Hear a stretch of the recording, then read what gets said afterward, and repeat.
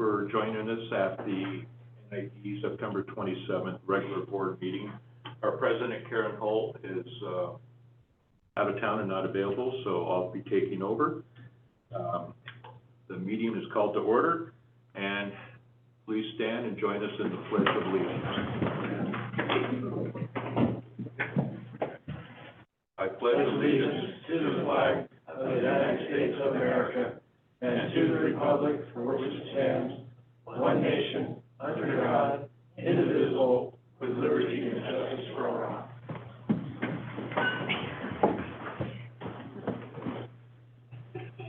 All right.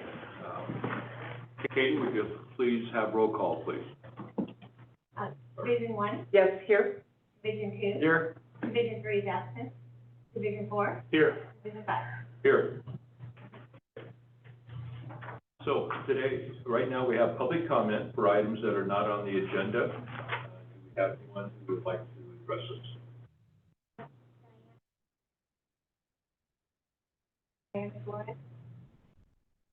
Thank you. Good morning, Diana Suarez Colfax. I have a short general comment related to the plan for water. I would like to contribute a few tried and proven axioms of our collective culture to the planning process. My parents lived through the Great Depression and had some good advice for me growing up that I would like to share. The first axiom is live within your means. In the water world, this would be live within your supply.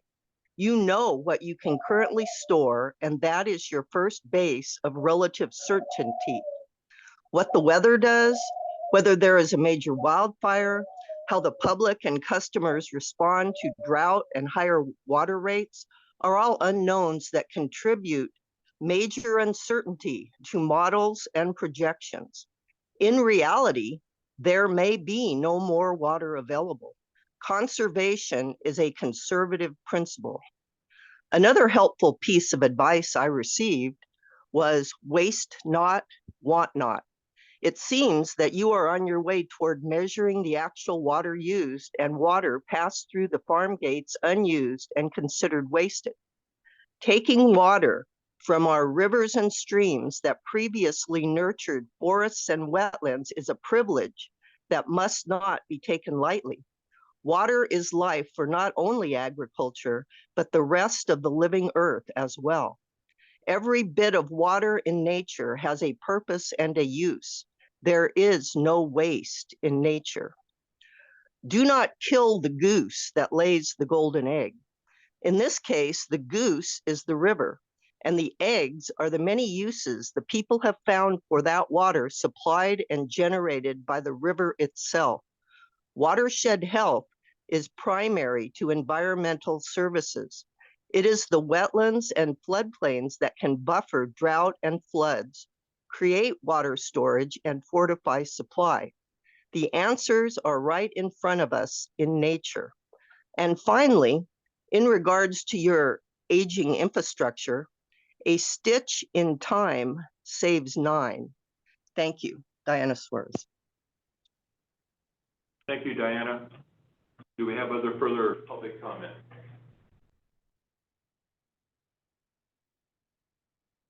Okay, we will now move on to the consent agenda. Anybody want to pull one? No. No, so Mr. President, I would move the consent agenda forward to be approved. All right, do we have a second? Second. Have a second by Chris. Thank you.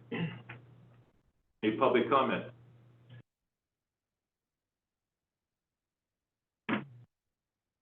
Seeing none, please check the roll call. Division 1? Yes. Division 2? Yes. Division 4? Yes. And Division 5? Yes. And Division 3 is absent. So we'll move on to our workshop items, 2024 Capital Improvement Program Workshop. And Jennifer? Hi, thank you, Vice President, Acting President today. The item before before the board is simply an item for input. So this is, as the board will recall, a major component of our annual budgeting process. So this is the workshop for the 2024 proposed capital improvement project. Coming up next will be the workshop for the operations budget. We take input received, we combine them into the final proposed budget that will then go to actual hearing. So what you're seeing today is our preliminary proposal for projects.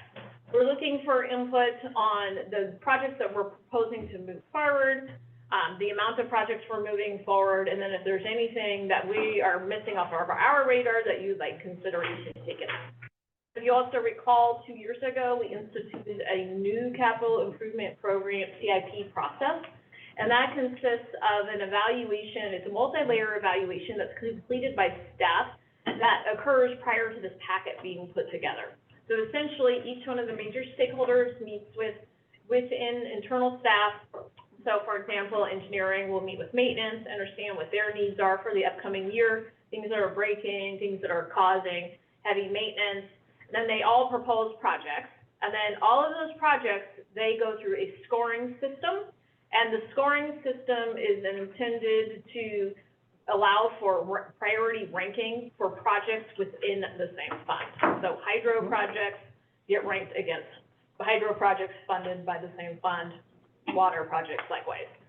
The scoring matrix includes a number of different categories, cost of ongoing maintenance, amount of revenue, whether the project revenue generating improved revenue, protect water supply, improved water supply, deliveries. There's a whole myriad of different categories that we take a look at. And then senior executive staff, we come together and then we review those rankings together. We make some additional changes based on the input we're receiving.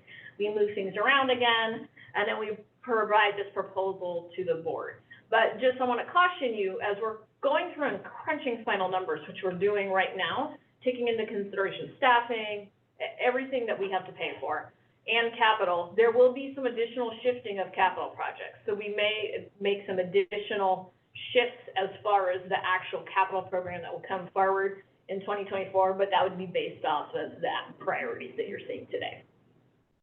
Anyone have any questions before we move forward? Do we have like a high-level schedule of all the events that happen leading up to the budget being approved? So there was a budget calendar that was proposed to the board. When did we bring that forward, in January? Yeah, I think it was January or February, but I can I'll send it back out if that would be helpful. That would be great. Yeah. Yeah. So any changes that might have come about. Yeah, so all of the budget, I don't believe we've had, on the budget calendar, there's items that are just internal to staff that we complete, and then there's board interaction items. And I don't believe any of the board items have changed. Yeah, that's what I'm mostly concerned. Yeah, I don't think so. Understanding what the flow is. Yeah, so the big change for this year was that we were bringing the final budget to the board for consideration at the meeting in November. Last year was proposed in the meeting in December, which didn't allow for a whole lot of time for additional questions and input, but also mind you that that's what also the workshops are for, right, is to receive that input. And also anytime after the workshop, if you have a question or want more input, just provide it. We're happy to sit down with you too. Got it, thank you. Perfect. And then you also recall we have a budget policy, so that's consistent with the budget policy. So this is the first year the budget will be prepared under the budget policy, but it essentially mimics what we had adopted previously. So the capital program will be presented by each one of the department heads that's impacted, and I believe, Doug, are you up first? He's just like, he's up and ready. Somebody got their coffee. Doug, I'm gonna make comments. Yeah, That mic there works so much better than the one you're at. all right, we'll sit there.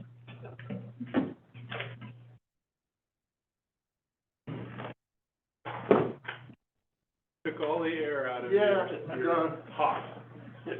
I just flew in late last night, so bear with me if I'm off.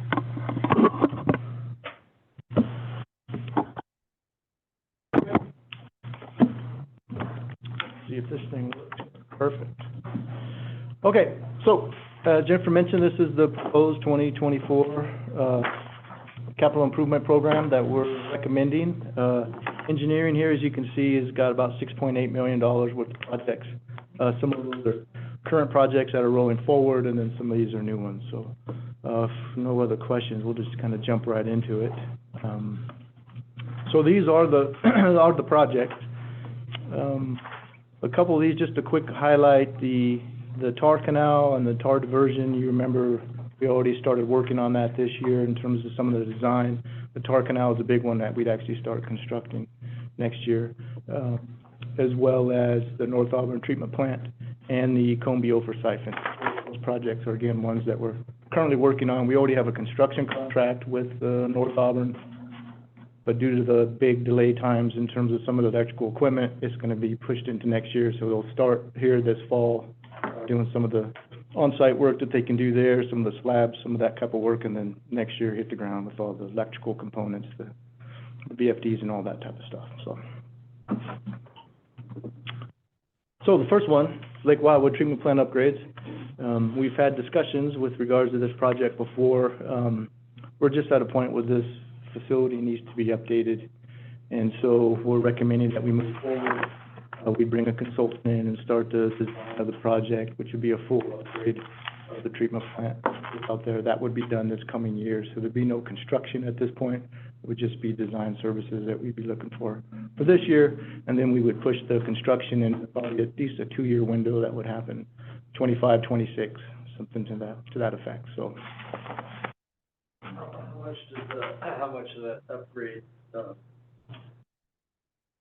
question, makes a complete overhaul, or are we just fixing what needs to be fixed, or? So that's part of what we'll be doing when we meet with the consultants, is to talk about whether there are things that we can keep, and just upgrade and complete, whether that's some clarifiers, et cetera. We know we're gonna have to do the ponds, we're gonna have to do some improvements on the site. One of the other things we may be looking at is, do we switch the treatment process, go a different route where we can be one where we can upgrade in a modular way, so as potential increases happen, it's almost like a connect and go kind of thing. So you don't have to necessarily build a huge build out right at now, but you can build it such that you can do it in the future relatively easy. So that's part of what we'll be looking at. Jennifer, let me preface this, I'm not advocating for any rate increases. When we do something maybe like this, $8 million project for that area, and then the next rate study that happens, does that take into consideration like a locality? No. Or is it just amortized over the whole, service area? Yeah, our rates at NID have always been based off of the postage stamp method, which is that there's no location-specific rate. There was an effort prior to me being here that everyone else could probably speak to better, that they did go through a cost of service analysis by area, and it would be difficult to administer, and it would make water extremely costly, especially for people down kind of in your district area, because of the length of the infrastructure that's needed to get to get down there.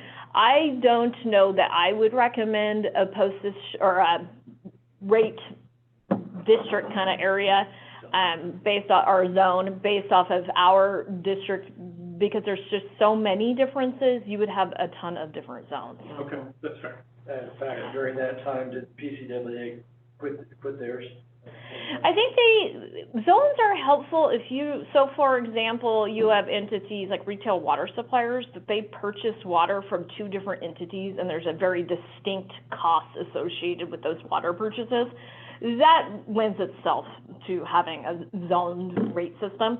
Ours is so different because of the topography that it doesn't, you would have so many different zones. Your rates would be all over the board.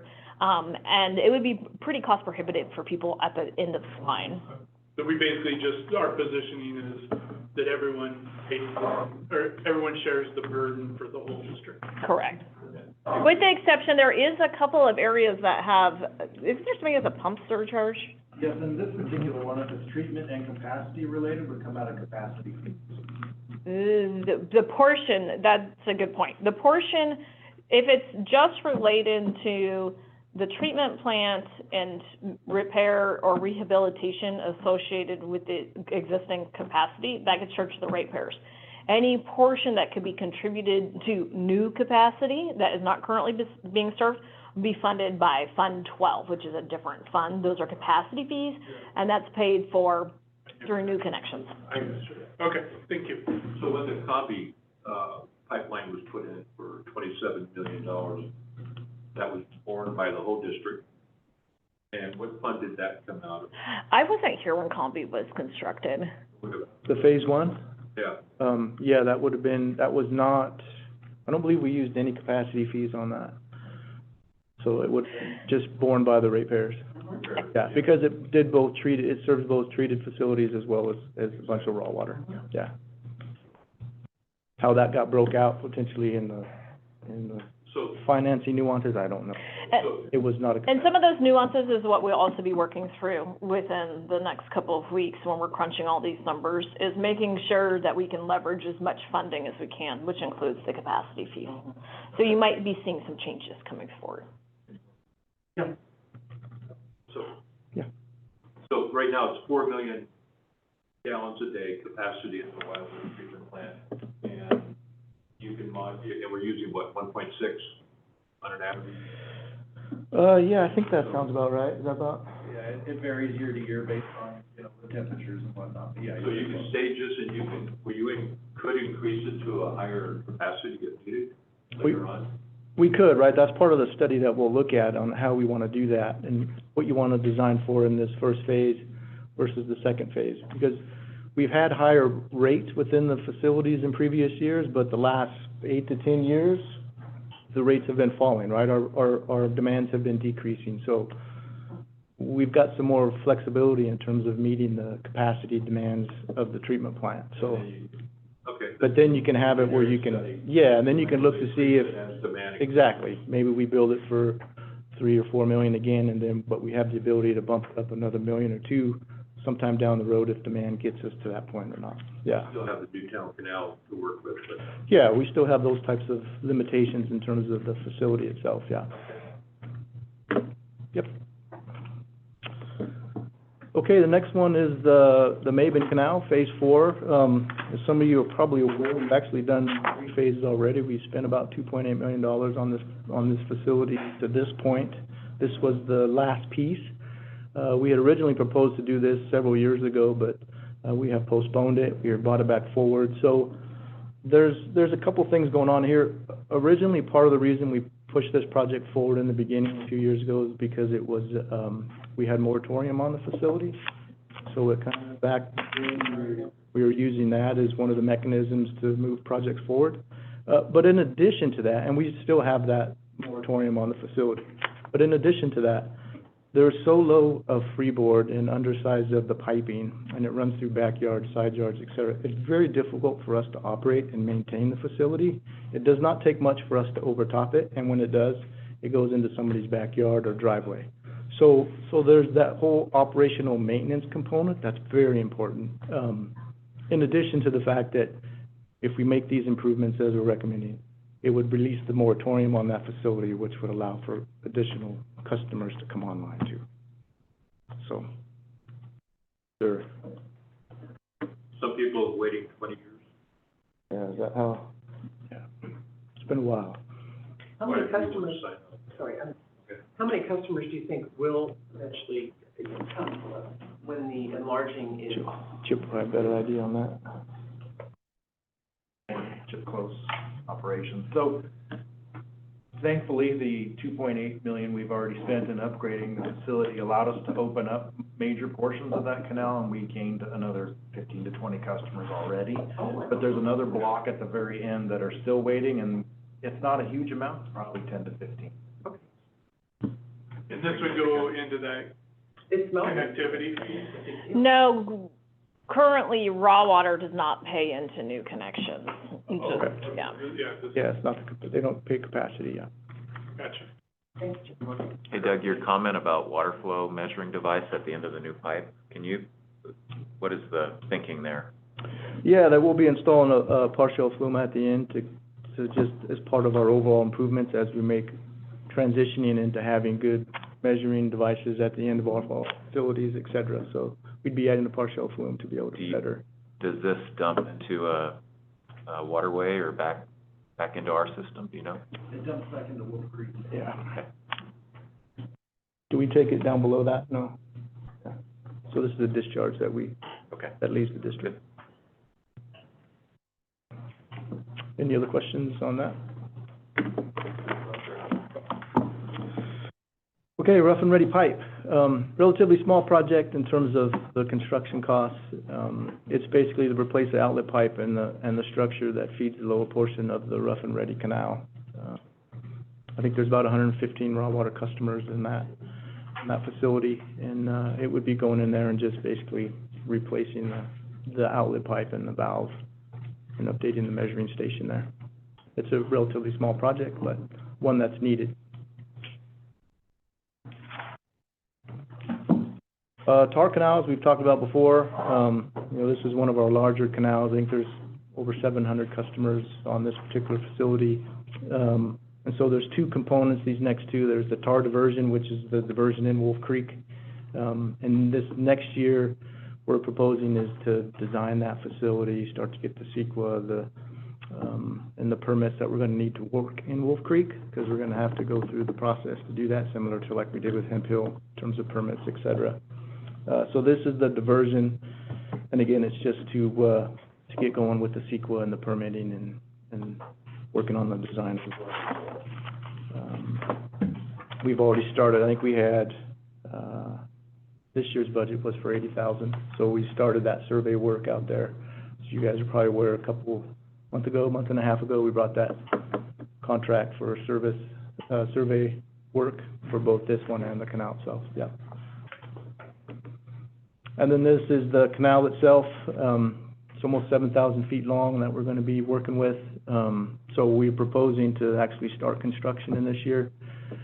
As we go through once we get the survey stuff and get a better handle on what the design looks like, we'll be able to adjust those numbers a little bit, and it might actually come down. We're hoping those numbers will get smaller as we may do more lining and channelization versus encasement. But again, that'll kind of depend on what the survey tells us as we get into the design. But the plan would be to get that wrapped up, design done in the spring, and then we would start this in the fall. This is a year-round facility, so we're gonna have to bypass it or get creative in terms of how we do that, which means that's one of the reasons we're gonna have to push this into multiple-year construction. We're just not gonna have the time to be able to do that all in one season. But it won't happen until irrigation season's over. So we have much smaller flows. At Yeah. the diversion, Yeah. is there a concern about fish there? Have you been looking to mitigate? I don't know if there's fish specific in Wolf Creek. I don't know that creek. It ties into the Bear River. It's not like endangered. It's not a salmon habitat and that type of thing. I mean, there's obviously gonna be some aquatic species as well as, amphibians, et cetera. We're probably gonna have to be dealing with frogs, et cetera. But yeah, there's not a fishery-specific concern in that spot that I'm aware of. Yeah, this is kind of a comment for all of it just occurred to me. It would be helpful to me, and I don't know if the board agrees, to understand how many customers are involved in each one of these canals that we're working on, you know?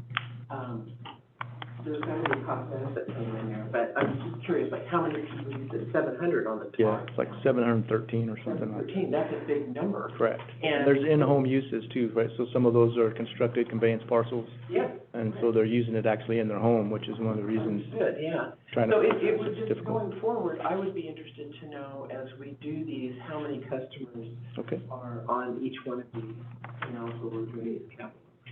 we can do that. I can't recall on I can do that today, actually. our score sheet, is that addressed? That's my question. Yeah. It is, it's one of the It is items. it is an item on It is this, on the yeah. score sheet. It is, it's one of the It would be ones related helpful to that, yeah. When we're going over these, Yeah, to me, for me, it would be helpful. okay. And It is helpful, and I would say that not just how many are active today, but how many you anticipate you might be able to serve in addition. Just with an idea. yeah, we That is really interesting to find out, yeah. can add that to the slide for sure. Yeah. Absolutely. It just helps to kind of understand where our customer base is and how much that we're paying or how much it's costing us to provide service. Yep, Even though were a postage stamp, it's good information, I think. Yeah, and the cost benefit analysis is a little different for the raw water system Sure. versus treated water, right? You may have a Oh, yeah. treated water pipeline that only has 20 customers on it, but we can't just turn them off. Well, of course. And so if we have to spend a bunch for them, again, it kind of, I'm not advocating Doubt over any of that. that. I Yeah. just want the the data would be. yeah, sure, absolutely. And this, especially when we're going over the CIP, so. You got it. We can do it.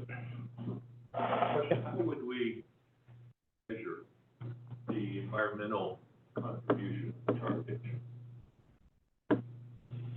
Not that I'm saying we're gonna go down there, but I just wanna say that's So- a huge benefit. I think in the reality, it would be in only a qualitative manner. Yeah, well, as part of the CEQA document, See lots of animals. Well, there's Fire protection, There's animals. there's the aesthetic value of looking at having water right across, that was, when the ditches were built. Yeah. They were demanding that they put on their property. I just don't know that the effort you would go into developing a number like that, it has any benefit, actual benefit. Well, It's just kind of anecdotal, really. It is. Well, you can make it something more, but Yeah. for, and remember put in. the upper grass and the Banner Cascade, we actually have done that canopy study, which this next spring will bring the last one to show you what, because there was concerns about whether encasing the canal and reducing the flows in the ditch would kill the trees and so, and the wildlife. So we are doing some of that, and Right. as if you remember, it has not been a big impact to them. I do remember. Yeah, I'm not advocating for a huge study here. I'm Yep. just advocating for the fact that there's more benefits to our canals than, the monetary. okay. When we go for siphons, so there's almost 2,000 raw water customers, and then, of course, 2,382 treated water customers that feed off of this facility. So it's obviously a very large facility for us. Again, this is one that we've started that process this year. We're doing some alternative studies that we're just finishing up for the Rock Creek portion, because it goes under the highway and across the Rock Creek and through the hospital grounds and underneath some storage units and through the neighborhoods, and it's a big deal. So, but as part of that, we're also designing the Dry Creek and the Ore Creek siphons. And so what we're proposing this next year is to do the Ore Creek siphon first, which is the first in line as it comes down. And so that money you see here would be for the construction of that particular facility this year. And that one, we can probably construct a large portion of it next to the existing one, so we can keep water flowing, because this is a year-round facility as well. So it'll be a little easier to construct for us. But we do have to go through the CEQA work that we're also working on right now, that we've already approved contracts for. When you replace these steel pipes, Mhm. what are you replacing them with? It depends, so they can be PVC, C905 for the bigger pipe. Do you expect that's gonna last longer than? It does on the in-ground, where we have to do the crossing of Ore Creek and Dry Creek. We're looking at whether we suspend a pipe across, which is like we did at Squirrel Creek, which would be a steel pipe then on that portion, and then it would go back to plastic. Or we may potentially look at, see if we can go under the creek, which is probably a little more difficult, but that, if you did that, then you would just have a sleeve through there, and then you'd slide the plastic through that, and that would last. Plastic's gonna last longer than the steel. Yeah, for sure. Just doesn't work good when it's above ground, so. Any other questions on that one? Okay. This is Cedar Ridge PRV. It's part of the Loma Rica system, so there's almost 5,000 treated water customers on the Loma Rica system. They don't all necessarily serve off of this PRV, but, and we've got a ton of PRVs through our system. These are all ones that are old and underground. We're relocating them above ground, so they're easier to work on and maintain, as well as in making the improvements and the updates to them. And so this will be something where every year we'll just be working on PRVs. We could do that for the next 30 years or so, continuing to upgrade these stations one at a time, because we got so many of them. And so, again, a relatively small project, but a necessary one, for sure.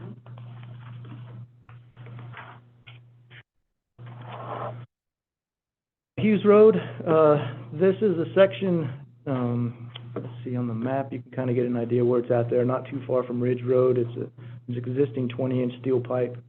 It's had a lot of problems where it goes under the Lower Grass Valley Canal, and so we'll be replacing this 20-inch pipe. It's about 1,100 feet long, and then we've got the section in a smaller 10-inch pipe going up to Lytton to do the tie-in there, which will get us better circulation and flow through the system over there on that side. This is part of the E. George system, so, you know, there's 6,200 customers almost on the E. George system. Not all would necessarily serve from this, but so yeah, so that's what we're proposing to do here. It'll be right there in town, so, yeah. So Doug? Yeah. Let's see. I recall, I believe it may have been last year or maybe the year before, right in the same general area, there developed kind of a sinkhole. And is this part of where that was? It's close, but it's not that section, no. Okay. That one's actually on Ridge Road, and is it Dorsey? Is that where'd that sinkhole happen? Sierra College. Sierra College. Right at the tip. Yeah, that's Yeah. right. And so the work we're doing here, would that, you know, eliminate the possibility of the same kind of issue that we had? No. It wouldn't. So that stretch of pipe is one that we also need to replace, and the portions of that were actually included originally in the BEP as part of the upgrades of the system. But we do need to get to those. We found that quite a bit of the leaking that occurred there sounds like it was at the joint, and these were basically field constructed joints for these steel pipes. So, that seems to be maybe where we're having more trouble with that pipe is in those locations. But it is a section that needs to be replaced. It's the main transmission main that's pushing water through the system, and we need to upgrade it. So that's on my 5-year list, that you guys will see at some point here, and, so we'll be replacing that portion of pipe as well. And then, is there gonna be an outage as a result of this to those customers? Typically, when we have to go and put in an outage, for a tie-in, et cetera, there may be some folks right along that strip. I don't know how many customers are right on there, but I don't think there's a smaller This is the transmission main, Was there any customers off it? and most of them were served off of a lateral. Okay, well, perfect. In that case, there probably wouldn't be any, because if it's just a transmission main, typically we can circulate water around different directions. But if it is, it's a pretty short tie-in, because it's treated water pipe, so we just have an overnight In outage. general, I'm interested to know when we anticipate an outage for this construction, that would be true for any of these. How do we handle that? Do we notify? We do. You know, maybe if you could just take. Yeah, so, and Chip can probably help with that, but part of our contract requirements is that for any type of outage, we need at least a 14-day notice from the contractor, so that once we know the contractor wants to say they want to do it on October 1st, then we let operations know, and then they can send out the mailings to the folks. If it's only one or two, sometimes we'll actually go door to door and tell folks that we're going to be doing an outage, but otherwise they'll send a mailer out, and so we want to make sure they have plenty of time to know that. Okay. So, yeah. And the outages usually are how long, generally? Oh, it can vary. I mean, typically, depending on the location, we typically try to do it in the evening, especially if there's a lot of customers or if it's businesses involved. It's usually just a one-night thing, get water back on. Normally, we have everything set up and ready to go, and so literally it's turning the water off, cutting the pipe, going there, doing the work, getting it turned back on. We can usually do that within an 8-hour window. Sometimes 10 or 12, depending on if we hit some trouble. It's a lot better than the apartment I was at visiting last week, where on a Tuesday said the water will be shut off Friday morning, 8 o'clock. We don't know when it's coming on.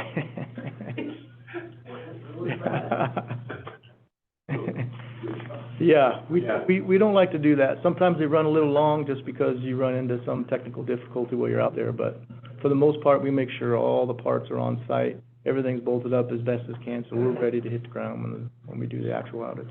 Is this part of the Cypress Hill projects that you've been working on? It's right in front of us. It's, Right. yeah, Yeah. but it's not part of So it's the, a natural. wasn't part of the specific, yeah. Right. Yeah. Right. And then that, like I said, that smaller tie-in over to Lytton, so that we get some better circulation through there. This Hughes Road pipe, does that tie into the Ridge Road pipe? Does it go that way? Yeah. Down the hill from there? Mm-hmm. And just another thing occurred to me. So you were saying there's 6,000 customers, give or take, that, draw from this area. Do we ever notify folks in advance, like, hey, whatever this is, Hughes Road is gonna be torn up, we anticipate, you know, the construction being whatever it's gonna be, 2 weeks, 1 week, and that there will be a short outage. Do we ever kind of give advance notice? So there's two components there. So if it's a CEQA requirement, that we're actually going through a CEQA document, anybody that's within the project area is gonna get that notice and be involved with it all along. Typically, yes, we will send out something when we have a contractor getting ready to mob up, saying construction's gonna start, anticipation roughly this time to this time. So yeah, we try to do that, absolutely, versus just showing up with stop signs and, yeah, and making everybody shut down. And you can't get out of your driveway, yeah, and obviously when we impact folks like that, we work with them, you know, even on a daily basis. Inspectors say, hey, tomorrow we need to cut across your driveway frontage, so can you leave your car out front tomorrow? Or let us know, and we'll be able to have a plate available for you, but it may take us half an hour to put it on, that kind of stuff. Thank you.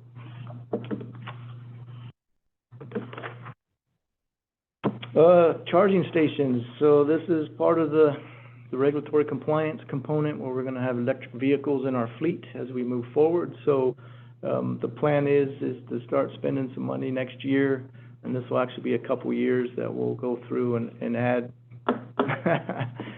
charging stations. The biggest lift will be the first one because it impacts the PG&E facility. It comes in, makes some improvements there, et cetera, and we'll install a couple of charging stations as part of that. Hopefully, with what we're hoping is that some, if not a big majority of this, we may be able to get grants, so it would reduce the amount of capital that we actually have to put into the project, but this is what the estimation is at this point. And as we move forward, if we can get grant money to help alleviate those costs, that would be awesome. This is state regulatory. Yeah, and Steve's probably better familiar with the rules. Then we have to replace transformers and meters in order to make that work. Yeah, that's all part of the, A transformer needed needs to be replaced because it's old. So $2 million for 2 charging stations. there'll be more charging stations. This first one is only having 2. The grid upgrade. Yeah, it's the grid upgrade, Yeah. plus the first 2 stations will be part of this first year. Okay. And then the following years, we'll be adding more stations. So some of that is upgrades that we need to do in order to meet this new requirement for this campus. So we're like in this transition on, level 2 chargers to level 3 chargers, the Tesla versus everyone else. Are they like what you're gonna? I haven't even got into those kind of details yet, yeah. Yeah, it's a tough time to make a decision which way to go. It is. It seems like everyone, except for maybe 2 manufacturers, are going with the Tesla. Mhm. Yeah, and part of this is we got I think Steve's been working with a consultant outfit that we may utilize to help give us some better feedback and ideas on what we need to do. But yeah, absolutely. My recommendation is do a level 3 charger and step down where needed. Level 2 chargers and level 1 chargers are slow. Mm-hmm. Well, and the first round of regulations only applied to big equipment. It's all the heavy equipment. Oh, yeah, they Yeah. can have something even different. Yeah, exactly. So you're talking about like a excavator kind of thing? Yeah, excavators, the dump truck. Dump truck. Has better, Mhm. yeah. Anything above 3/4 ton. Wow. So big pickups plus the Commercial other. vehicles in our fleet, 3/4 ton. Off-road, not so much, they're under different regulations right now. And there's actually, there's no, inventory for that. And there's still no inventory right now for the 3/4. But as of January, 50% of our purchases are required to be, electric for anything that meets the weight level requirements. Buy some trucks in December. But then you also have. That's what we've been doing. We also have to plan ahead that at some point, all passenger vehicles will be electric. So there's key dates, there's 2027 and there's 2035. Yeah. And we're just trying to keep up with the state regulations. Thank you. So 3/4 tons are included? Yes. Yeah, they are. 3/4 and up. Pretty much anything in the maintenance side, or a big portion of the maintenance side is gonna be. Luckily for us, most of the day-to-day operations vehicles and our crew vehicles are still half-ton. But anything involving any construction or ongoing larger projects, those are our new issues. So they're out in the field, they run out of juice. They have to lift them on a transport, they don't lift themselves, then you bring them in to get charged here. There are things happening right now where people are towing generators to vehicles that have run out of power. So you're using a gas or power generator to diesel recharge generator. an electric vehicle. That's why we're working with we're looking to work with one of the few companies in California that are consultants that help design these and site them for our needs. So that's part of it. We're get a proposal out to work with that, because not only do we have to worry about our sites here, our plastic yards, hydro yards, and all the locations that we travel throughout our hundreds of miles of canal system. So It's gonna be difficult. why wouldn't generators be cheaper? There's a lot of regulations on generators now. Well, and Fuel gasoline-powered prices. equipment is going away. Yeah. On electric car. We're looking at grant, I mean, there's a lot of grant opportunities, I think, that are out there too, so. So there's currently rules Yeah. on generators. You can't have too many generators and meet all your requirements for it. And starting in January, we're gonna be losing all our ability to have small gas-powered mechanical equipment. So you're losing your small portable generators, you're losing your leaf blowers, your Weed eaters. chainsaws. Just new purchase, you New know. purchase, Correct. yeah. Existing, you can continue to use them, but it'll be impossible to purchase new for, Keep them well unless maintained. something changes within the next few months. Stock up on those in December. So there's certainly Planned on agency here that I'm gonna go over and visit them, but they do stock up, and they get them out of Idaho, and they're much bigger. So, We will comply with state law. You even see that transition when you go to like a Home Depot or Lowe's, right? I mean, when you go to the garden section, 95% of your stuff is now electric. I can get a leaf blower that works beautifully. I love it. Some of that stuff does. Yeah, I know, we got 3 or 4 of them, and they are great for just residential use. Yeah. Leaf blowers? Yeah, we have a leaf blower, yeah. Oh, not 3 or 4 leaf blowers. No, I just said those types, so we have a leaf Yeah. blower, we have a weed eater, we have like, I don't know, 3 or 4 different kinds of those, and they work fine. When you buy a excavator that's battery powered, I wanna see it. Me too. I wanna drive it. I wanna jump in the battery. Can they be Robotic both at that gas point. and electric? You know, is that a possibility? No. Not for this regulation. Lithium batteries are not ESG compliant, and yet they're facing a whole industry on So it. you're up at Bowman. And we're the ones that got in it, but, so we have to go ahead with this project, and we hope to get grant funding for it. Yeah. Because, Yeah, we gotta be on top of it, otherwise we could be in yeah. big we trouble. can delay this a year or two. Yeah, but it doesn't apply to excavators yet, No, No. because those are off-road. yeah, this is just on. So Oh, it's like on-road. dump trucks. I think what is more concerning for me is that the electric large vehicles, they have such fast acceleration. And they can be really heavy when they're loaded. So that's a little bit of a different method of driving safely that we need to think about. And yeah, as a side note, outside of this is, we sent some of our team Yeah. down to, test drive some of the newer, large commercial vehicles, and in a workshop in the next few months, more than likely after budget, season, we talk in more depth about these new regulations, both our off-road and on-road new regulations.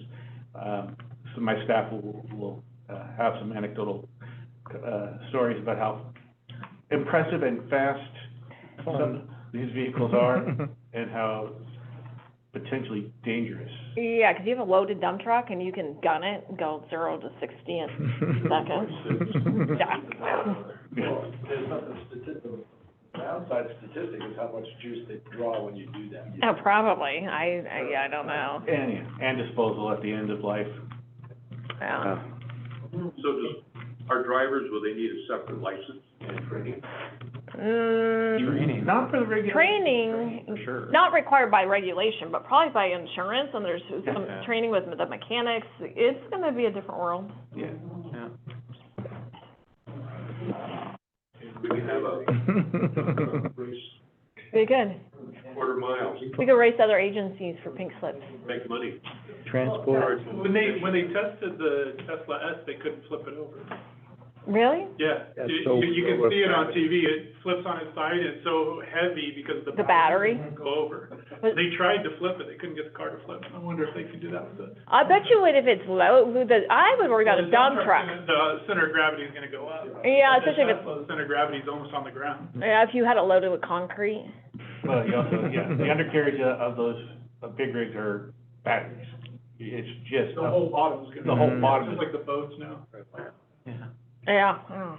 Interesting. I just have a question about our new facility in Colfax, the new Clyde Grove facility. Will they also, what are we gonna do about that? Are we gonna have some chargers there? It would seem that would be. yeah, no, Yeah. we, engineering, hydro, operations, that means we're all working together. All facilities need to have something to be able to serve our employees and the vehicles. That's what you'll likely see us bring an item forward in the future with a consultant to help us, because a lot of it has to do with siting, right? Siting of the facilities and strategic locations based off of the location of all of our infrastructure. Okay, thank you. We need one at Bowman for visitors. I know, right? For our campground. Well, and you bring up a valid point, what happens when it goes down to passenger vehicles and you have campgrounds that are remote, and all of a sudden you have to start putting stations out at your campground? I don't know how this works, yeah. Infrastructure upgrade to that. Full hookups. For solar, I guess, but Do we need public comment on this? we have no public on. We got off in the weeds, the All right. And we might have one member of the public on. All right. We've got problems. So, the next one is the ADA transition plan. This next year, we're gonna put together an actual transition plan, and then the idea is we're gonna be spending, after that, we're probably gonna be spending $100,000 every year as we update all the facilities that we have to meet the ADA requirements, which we know are lacking in some spots. We're just gonna have to start that process. So, our plan is the next 5 years, we'll be spending money every year, bringing all our facilities up to date. This is a federal law. Yeah. We're not being fined, right, sorry, I don't know you. We're not being fined or anything, it's just like we need. I'm aware of, As long yeah. as you have a plan. And it's not really fines associated as much as it is, potential legal risk associated with lawsuits. And unfortunately, I've been involved with some very, very large ones. There's some folks that, This is how they make their living. And it can be big things like the ramps, slopes aren't correct. It could be small things like the light switch is too high. So it may be things as small as just going through and adjusting that on our bathroom. some things are little, some things are large, but the idea is that you develop a transition plan for every single one of your facilities, and then you identify all of the things that are wrong, and then little by little, you just keep working on it. And there is some requirements when you do large capital projects. For example, when Doug did the ramp project, in order to get it permitted through the city, we did have to make some additional improvements. It's a way to keep you on track, otherwise it just gets out of control, and then it's too much money to get caught up. Is this for public access buildings or everything? Actually, I think it's for you, employees too. Yeah. We're a large employer, so Yeah. we would apply to, and that too.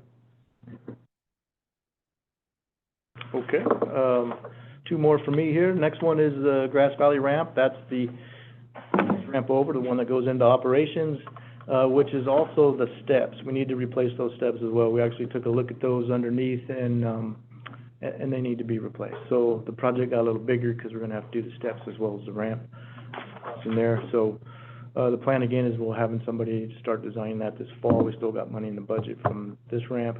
And then, we will transition into construction next year and get that done. The same guys aren't doing it? They will have the opportunity to, It hasn't gone out it hasn't gone out to bid yet. We need to design it first, and we're not up to date on all the requirements, and, especially the slope requirements, et cetera, so we bring somebody in for that.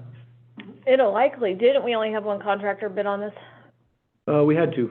Oh, that's right. Originally, we had none, and then Getting that. we rebid it out, and we got two contractors, and then, we've been very happy with the one that constructed this one, so we're assuming they're gonna have an opportunity to It do. does look exactly the same. It does. It just, I know. Draw them a picture of what you want it to look like. So I just needed something. Yeah. It had a drink Had it, before. no, it didn't. Yeah, it did. Yes, it did. My suggestion was to have the ag kids at Nevada Union Paint it. build the NID sign out of metal. I like that idea. See, that could work. I like that idea. Otherwise, pretty and neat and different typically means more Yeah. in terms of cost, so Boring. boring is cheap, Yes. but effective. Yeah. Just segue off the contractors. Of these projects, how many local contractors would qualify to do the job? I know they have to bid, but Well, we thought there would be quite a few, however, we only had 2. The ramp project? the rest of these also? They'll have the same, yeah. Oh, yeah, for all these projects? Yeah. Yeah, absolutely. Typically, the only limiting factor on the local contractors is the cost. If we get a project too big, they can't bond for the project, and so like Scott's Flat, for example, our local contractors are not going to be bidding on the main construction. But one of the things we're doing is I'm having them piece out the laydown and the tree removal work, so I can bid that out for local contractors to be able to do that. Then the big contractor would come in and actually build the spillway. Yeah. We have a good relationship with the Oh, you do? local contractors. And for example, the ramp project, we weren't getting anyone bidding, so we really worked with Barbara from the Yeah. Contractors Association. Yeah, they'll come in and help us when we're having difficulties getting bidding. Yeah. And now it's Tom last. Mm-hmm. Yeah. Barbara's still around though for a little while. Yeah. Jobs, though, it's just Tom that he can't. Yeah, correct. He's the.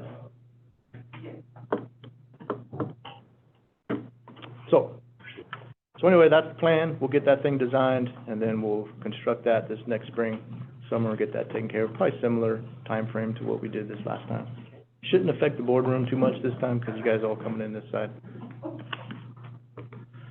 Then the last one I got, which is a continuation one, that's the North Auburn Treatment Plant. And there's 2,800 customers in North Auburn.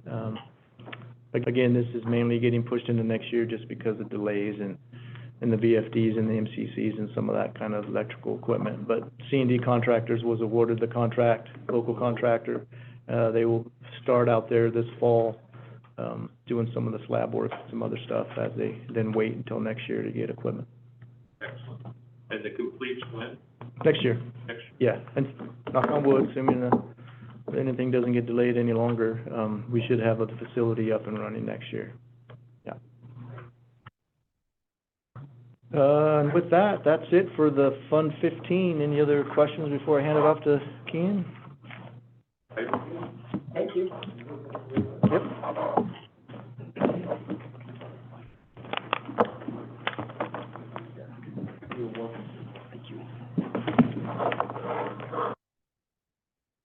All right, let me get to the right page. I didn't grab it before Doug closed it. Yeah, I'll ignore those. All right, and the clicker. Kean Summers, Director of Power Systems, here to talk about the Fund 55 projects. I'll skip past the summary here, and we'll talk about all these in detail, so if you have any questions. The first on the list here is a new snowcat. This is mission critical for the work that we do in the upper division in the winter, getting in and out of Bowman, and it'll become even more important with the South Yuba Canal acquisition, having another one of these. We also need to start keeping an eye on this equipment because our older snowcat is a 2003 vintage, and we're having trouble meeting the smog requirements on it. Thanks to some of the work that Steve and Jonathan up in the maintenance shop have done, we're able to hang on to that old one for a little bit longer, but we're going to need to keep an eye on that 2003 as well. What motors in that? They're all Cummins motors, so they're big diesel engines. So You just can't replace. I don't know how the smog rules work when it comes to that, putting a Tier 4 engine into it. I'd imagine you've got a lot of exhaust sort of problems you'd have to fix, a lot of computer problems. I can. Tier 1, right? Something like that. The 03 may be a Tier 0, I don't remember. Yeah. So, But they're still around. yeah, oh yeah, and I tell you, you're gonna have to pry that 03 out of my hands because that one just runs. We had more trouble with the 16. It spent half the winter in the shop this year, and computer problems, just all sorts of issues. They had to bring a tech in from Cummins to actually troubleshoot it and fix it, and the first guy couldn't do it, so it ended up in Reno with the master tech, and he finally figured out what the issue was, but they aren't the same machines, that's for sure. Maybe a 12 valve? I don't know off the top of my head, yeah. Farmer technicality. Yeah. Because, I mean, that engine goes forever. And it, Mine's gone forever, and it's the computer that I had to have fixed. yep, and that's, And then search and rescue, you just gotta do it. they did, We yep, can borrow that. yeah. I think they'll be more- Hopefully, we don't need that one. All right, the next, piece of equipment that we have here is the excitation transformer at, Rollins. This is a small piece of equipment. I find when I present these hydro budgets that, everything we touch is expensive, and so it ends up in front of you guys. This is a little, refrigerator-sized piece of equipment that, handles the excitation, which, is what you need to generate the power. You gotta generate that magnetic field. The existing one out there is showing signs of deterioration, and has to be replaced, so. Is there a secondary market for when you surplus the old one? Yeah, actually, yesterday we had the old, transformer, from Combi South hauled off and the old breaker from Rollins hauled off. And those two we sold for about $14,000. So there is a secondary market. It's not great. This will be, a couple $1,000s tops, but yeah, there's a lot of copper in those, and sometimes they scrap them, sometimes they just rebuild them, so. So, for us, amateur electricians, we have to bring power in, transform it to make the power plant produce power. So you need the DC field to generate the magnetic field as your unit's spinning to generate the AC power. So yes, in both cases. So there is we call it a parasitic load on the powerhouses. It takes power to make power, but you make a whole lot more than you use. So yeah. And that's one of the reasons we're doing projects like the cooling water project. It's one of the reasons we've upgraded a lot of things, is to try and bring that parasitic load down. So we're maximizing the power that we can put out on the grid. And does that apply to all power plants we have? That there's a parasitic load? Yeah, I mean, even if it's in most of our powerhouses, even the lights are powered by the powerhouse. So there's always something there. Yeah. And there's always pumps in the powerhouse, sumps and things like that are used.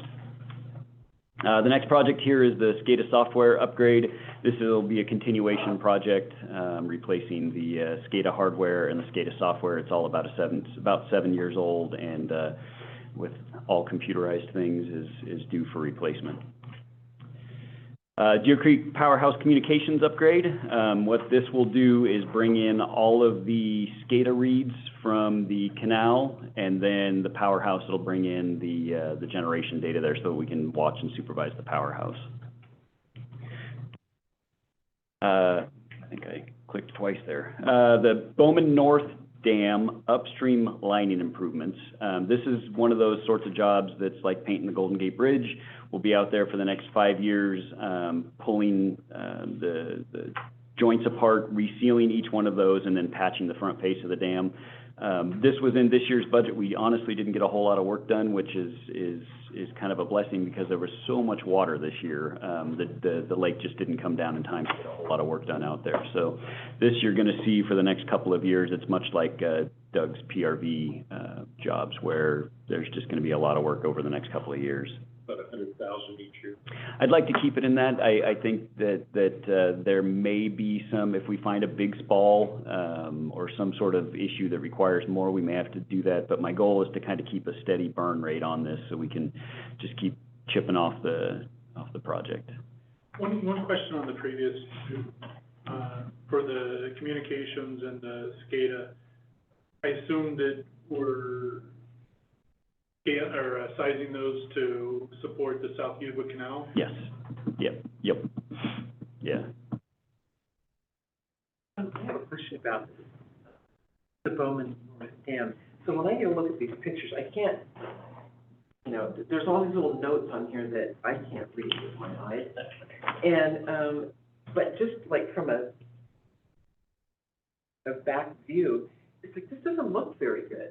Okay, I mean, just sort of in general. Fair enough. And so then the following question is, so is this in any danger of leaking, failure, any of those kinds of things? I mean, because it looks pretty in pretty bad shape.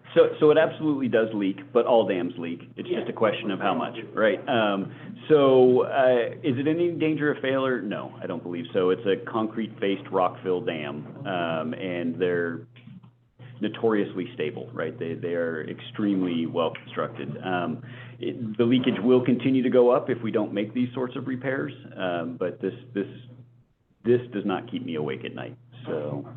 And there's no seismic issue, I mean, that's what I think about, you know, the other day, or, you know, some months ago, we had an earthquake right here that nobody believed would ever happen, but here it was. And so I'm wondering about, seismic issues with this. So recently, we have studied the seismic stability of the dams, and we're in pretty good shape. I can present a summary of those, but it gets a little geeky. It gets way in deep, but we feel pretty good about them from a seismic standpoint, so, Thank you. yeah. Will we ever see a list of what they do keep you up at night? I don't know. Moving on. The next project is the battery chargers at the Dutch Flat number 2 powerhouse. We have the station batteries are in Grass Valley. The chargers have been delayed, so this is an ongoing sort of project, supply chain issues. We may see the chargers before the end of this calendar year, but we're rebudgeting for it just in case they don't show up, so. Again, another supply chain problem that we're rebudgeting. This is the transfer switch that had a 40-week lead time when we purchased it here back in April. So hopefully we will see this in early 2024, and then install it later in the year.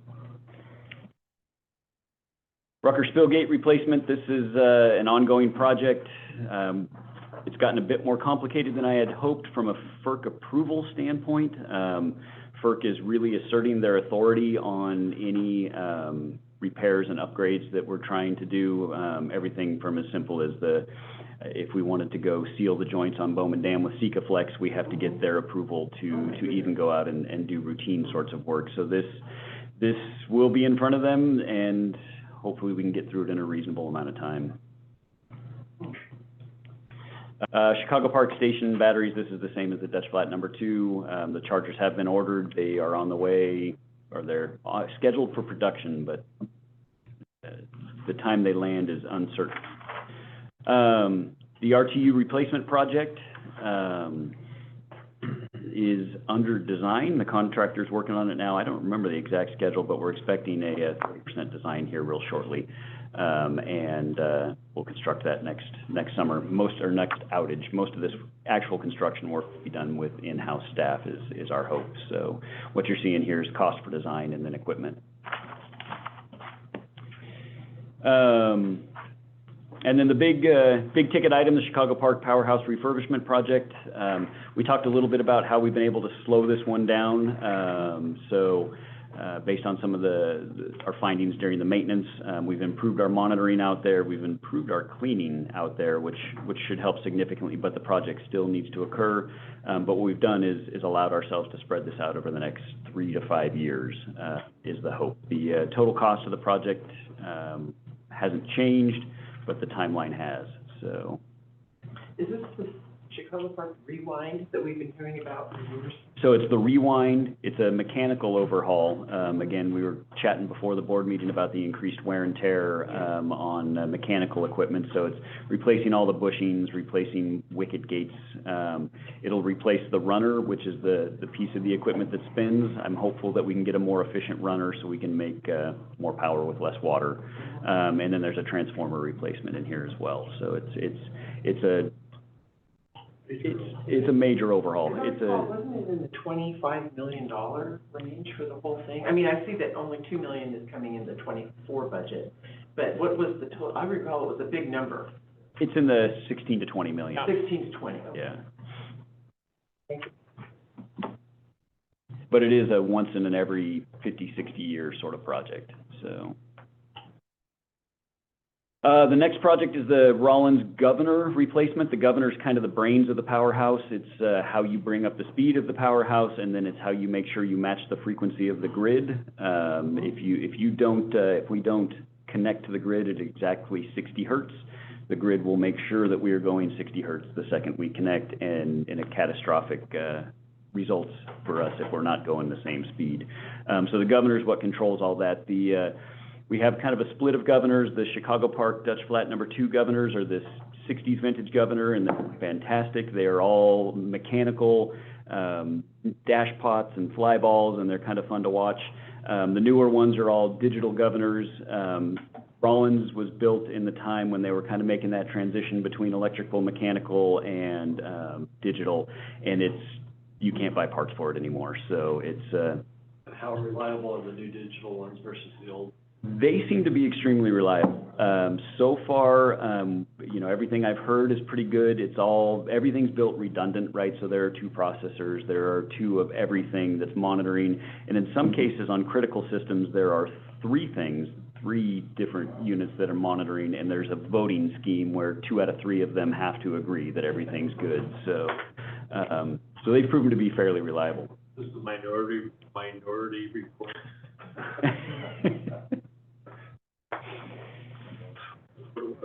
Yeah. Yeah. Powerhouse relay upgrade. This is just a little bit of money to finish off the testing.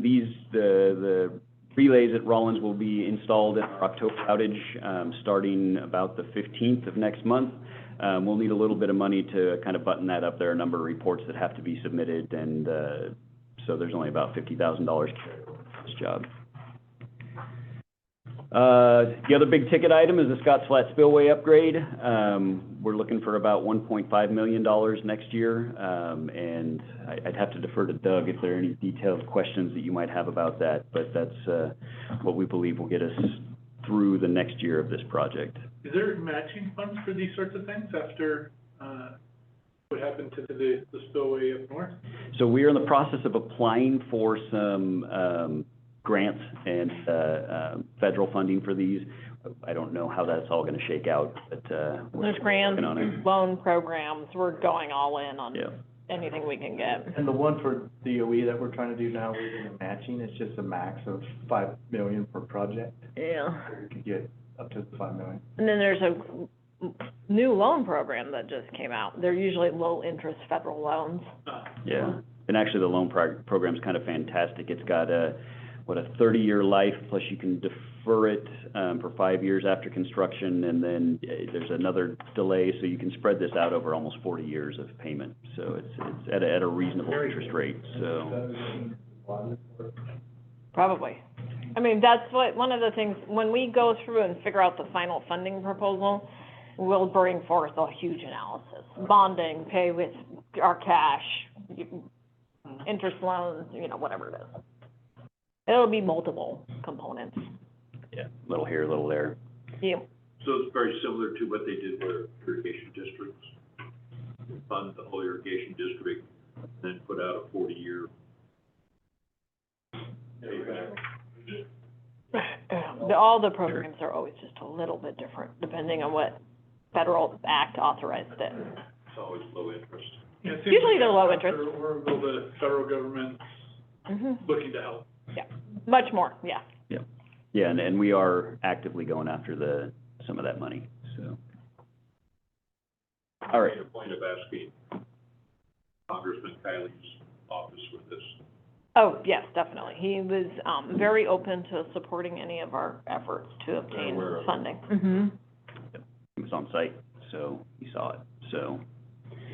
The next job is the French Lake Dam low-level outlet gate improvements. We've got some wordy titles on these. Work on that next year. So what this is essentially the low-level outlet gate. The cylinder at the bottom of the lake needs to be taken out and refurbished and then reinstalled. It's a significant amount of work to do that sort of thing. This is a lot of divers, and it's really high in elevation, so the dive time is really low. And so we'll refurbish that cylinder, and then we'll also replace the lines that run down the front face of the dam, so we can continue to operate that moving forward. When are you gonna do that? Yeah, sure. Yeah, so we started, this is another one that was delayed by the high winter. We did a bunch of the reconnaissance dive work this year to kind of get together the plan. We'll start buying all the parts, and then we'll work with TOR and the water operations side to draw this down as much as we possibly can, next year. So the dive time will be longer, but it's still a significant amount of work, no matter how you look at it. So I think, dive times are on the order of 10 to 15 minutes is all that they can go down. So they'll bring up a team of 5, 6, 8 divers. They'll go down, one guy will unloosen one of the bolts, he'll come back up, the next guy will go down. It's extremely labor intensive. How do they do it in the Bering Sea? Do they pump warm water down there? High elevation for one. Yeah, but yeah,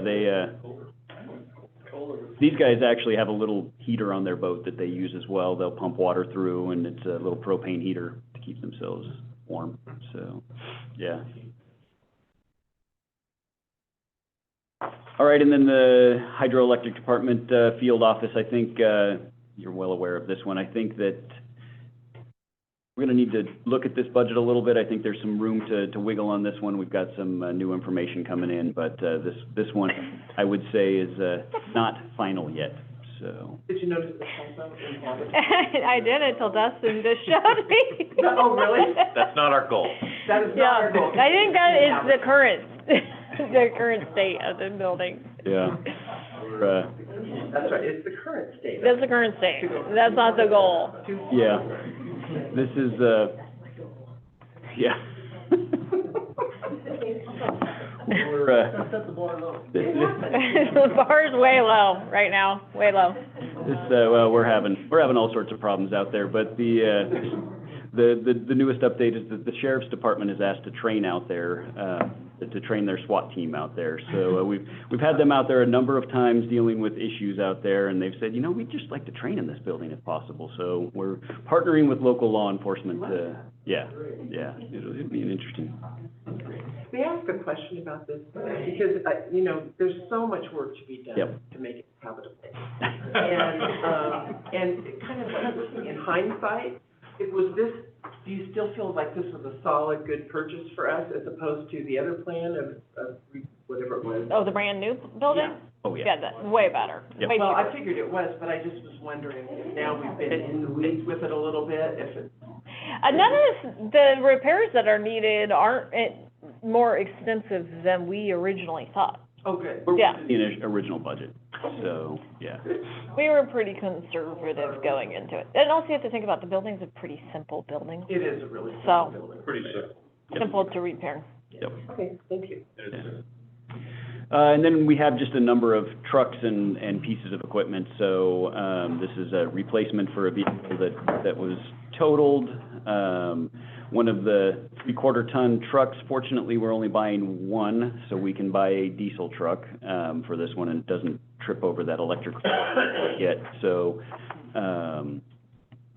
and then, just another 2, half-ton trucks, high-mileage vehicles that need to be replaced. We use a different scoring sheet for vehicles. Yep, there's a vehicle scoring system, different than other capitals. on the half-ton truck, so Chevy has 0%.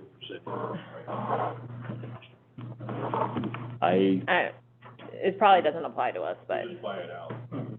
yeah, usually those types of financing through the dealership don't apply to us. There are other, financing options they're called public financing lease options. There are several companies that do them that are basically the same thing, 0% financing, not your traditional lease.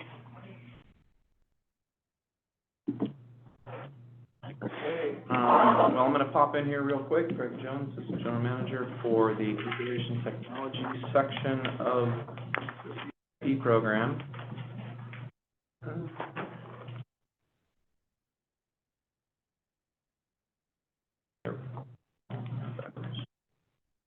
Okay, so there's just this one item, regarding upgrading door security.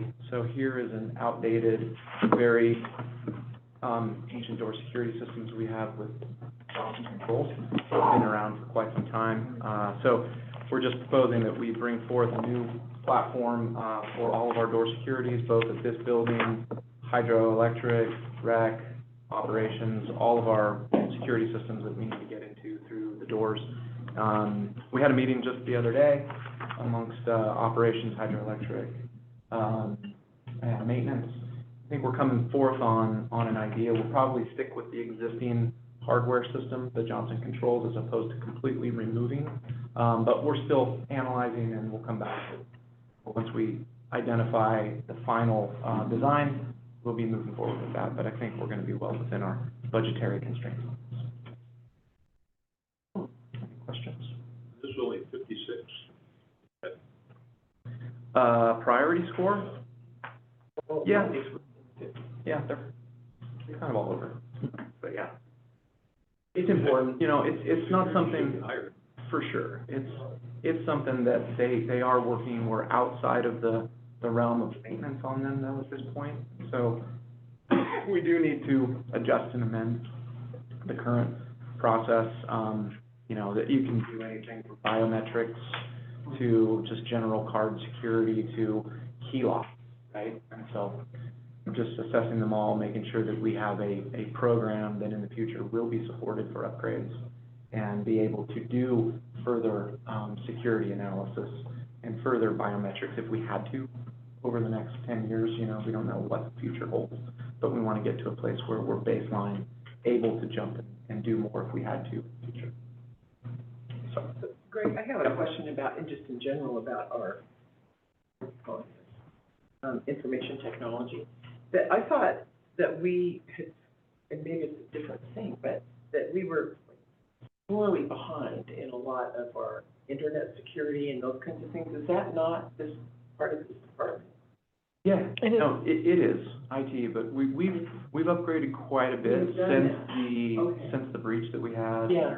We did, we're also moving forward with completing an audit. One of the hard things, and Trevor probably can speak to this more than the rest of us, is that NID has typically had the habit of kind of doing these Band-Aid IT upgrades, and there's never been a comprehensive look at what we actually need and where our weakest points are. So we're gonna have an audit completed. We're about to release an RFP to come look at our entire system so that we can more systematically plan over the next 5 and 10 years on upgrades that, because right now what we have going on is, you know, one thing's upgraded for treatment plants, but it doesn't work for the SCADA system and hydro, and they're two different networks, and it's a little bit of a mess. So we want somebody to come in and lay out more of a strategy so that we can figure out what resources we need to spend over the next 10 years and where we get the most bang for our buck, and to make sure they're all cohesive so they talk across the different business platforms. That's why you're not seeing anything big. Well, that's why I thought, wow, we're not seeing anything. But so it's surprising. Yeah, I'm just uncomfortable. I want a full strategy. I just feel like we waste money when we do these one-off little projects all the time. Yeah. And we have been doing one-off projects in our IT system for Forever. decades. It's hard to get them to talk to one another. It is, and then especially if you don't plan for them to talk in the first place. And then you get differing ways data is collected, and not all the data can be used across all the platforms, and then it just becomes a bigger and bigger and bigger mess. It's hard to unwind. Thank you. I think it's a great idea to have some video. Just a fresh set of eyes.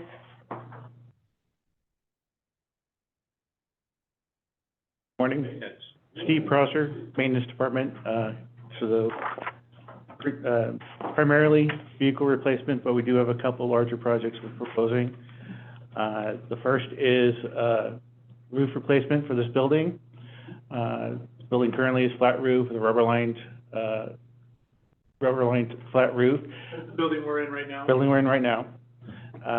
And we've done what we can to prolong the life of the structure, but we are seeing continuously 4 to 6 leaks a winter that continually need repair and re-repair. So we're looking to move forward with either replacing like for like, or getting some bids to see if we can improve the slope of the building or use a different material to try to minimize continual leakage and lifespan.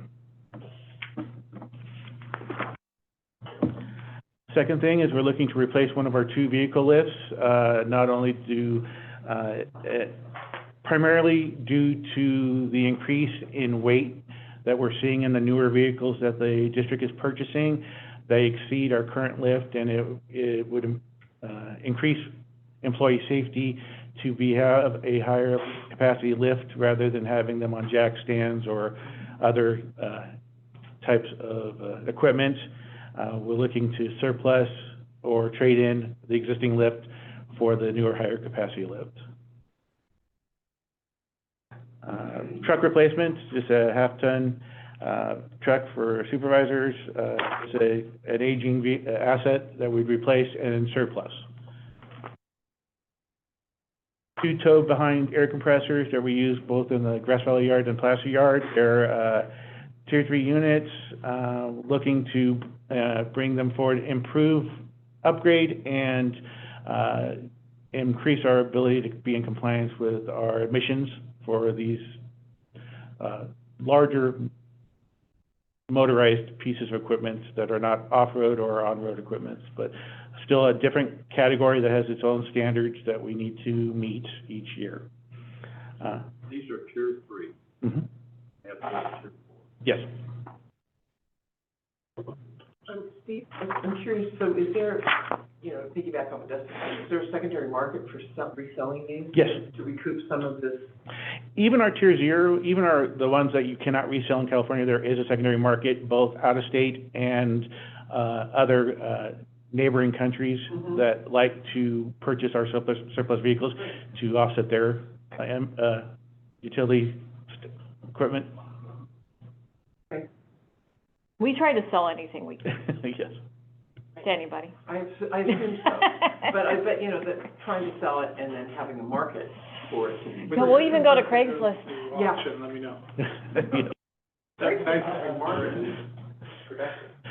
Yes, and again, certain ones like these, although they are a negative to our fleet, they can be utilized by other private persons and other companies because they're not.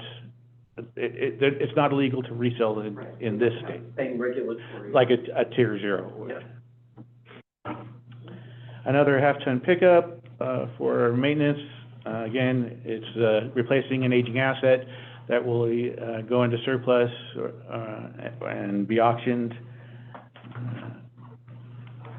Similar to the air compressors for tow-behind chippers, we're looking to replace aged equipment and upgrade for both for better usage in the Placer and Grass Valley yards, specifically due to some of our current and previous weather conditions where we're seeing a significant amount of debris coming into our easements that we need to chip and remove or chip in place to try to minimize disruption.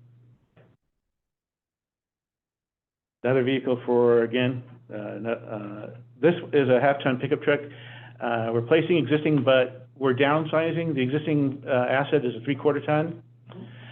So we're replacing with a half-ton in order to maximize our opportunities to replace. Right.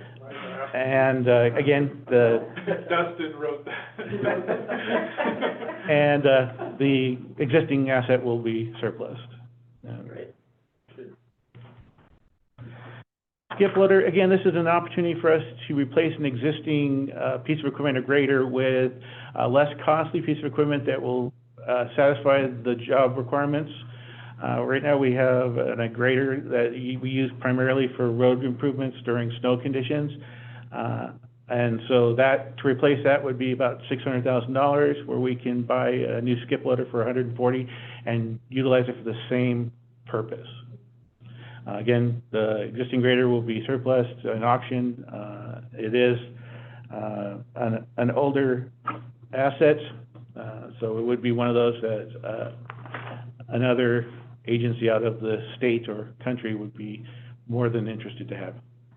How much will How much are they worth? I mean, we're using a 1936 grader that takes a football field to turn almost.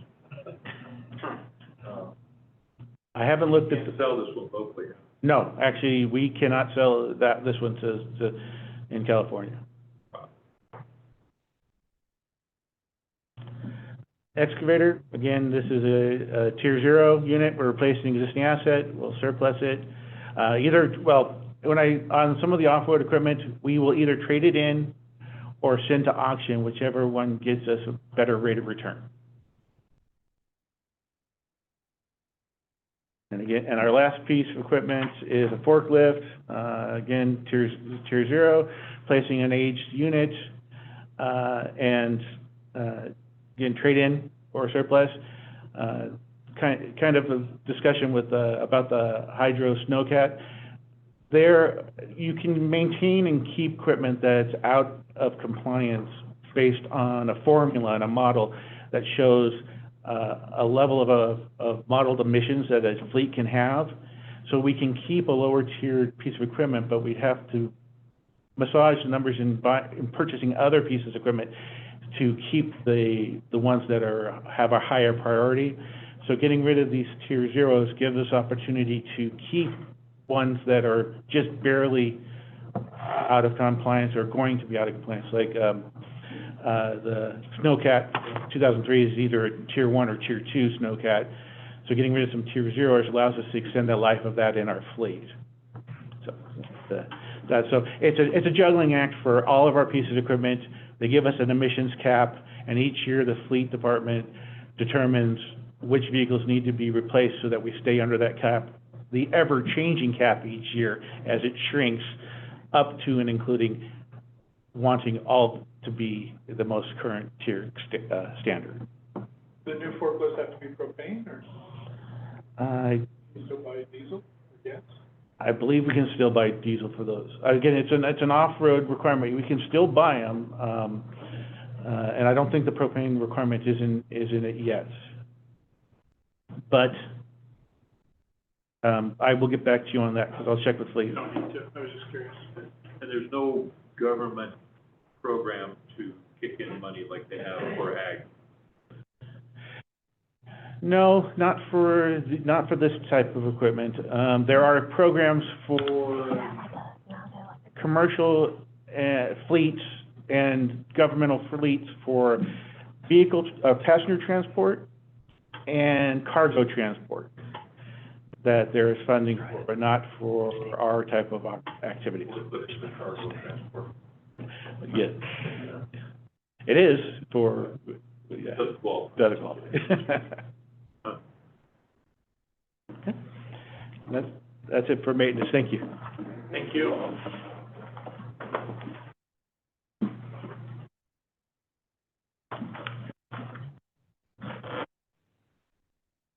Jeff, you're spending a lot of. Yeah, I'm gonna start my long, exhaustive list here. Actually, I should start off by thanking engineering, because quite frankly, most of our assets that we need to improve, we work with engineering, and they end up on that other list. So it's not like we don't have our own want list, it's just that most of it's taken care of by engineering, so thank you to them. The rest of these are all replacement vehicles, and we're trying to push these out further and further every year. And our goal this year was that each truck on this list, they're all half-ton replacement trucks, each truck on this list is going to be at or very near 150,000 miles mid-year next year. So that's our target. There are, 4 of them before you today, and it's really simple as that. Well, then, your price is cheaper than the 5,000 for the other part. Yeah. Is that four-wheel drive or? Those are four-wheel drive, and quite frankly, those are just placeholder numbers, because we're waiting for a state bidding list to come out so that we know the actual cost. So these are a little bit inflated, and I'm sure other departments do the same thing, but it's just a placeholder until we get the actual bid costs in. And thank you to the board, by the way. We did move one of those 3/4-ton trucks out of 24 and into 23. It's already on site and rolling down the road, so. Hey, you got a good price on it. Yeah, we did. Fourth strike. Yeah. Pictures. Oh, sorry. Oh, pictures. You want to see them? We're gonna have to. I'm speeding this along for you, Yeah, Greg. good. There's a truck, there's a truck, there's a truck, There's another one. and a white truck. There's a bunch of trucks. Okay, so the last element and item for the board this morning, capital improvements under watershed. We've got 5 projects, underway. The reason for these to be here under capital improvement, they're not necessarily increasing the value of any land. We're not depreciating the work being done, but because of the cost associated with these projects, we wanted to bring them forth so that you have an understanding of what we anticipate, utilizing and working on in the next year. So selective logging is just that. It's kind of a one-off opportunity to bring on, logging projects where we think that we can, take full trees, take them to market and sell them. So we don't know, over the last few years, that there really hasn't been a good market for merchantable timber. But we hope that next year will become more of a market. We're hearing those rumblings out in the forestry world, so this is an opportunity to just utilize some budgetary funds to take logs out of our watersheds and then resell them. So we hope this is a bit of a net gain. Over the last time we did a selective logging project was at Scotts Flat, and we did come out in the black on some of those. That was about 4 or 5 years ago. So we would look at it on the light of, if we can definitely sell the wood, we will remove it and haul it away for as much of a gain as we possibly can. If we can't, we'll let it sit. Have you identified specifically where you would do this? Yeah, there's a couple places. I mean, there's still some trees in Scotts Flat. There's some trees on lower Scotts Flat that are quite healthy and good opportunities for this type of work. There's some environmental considerations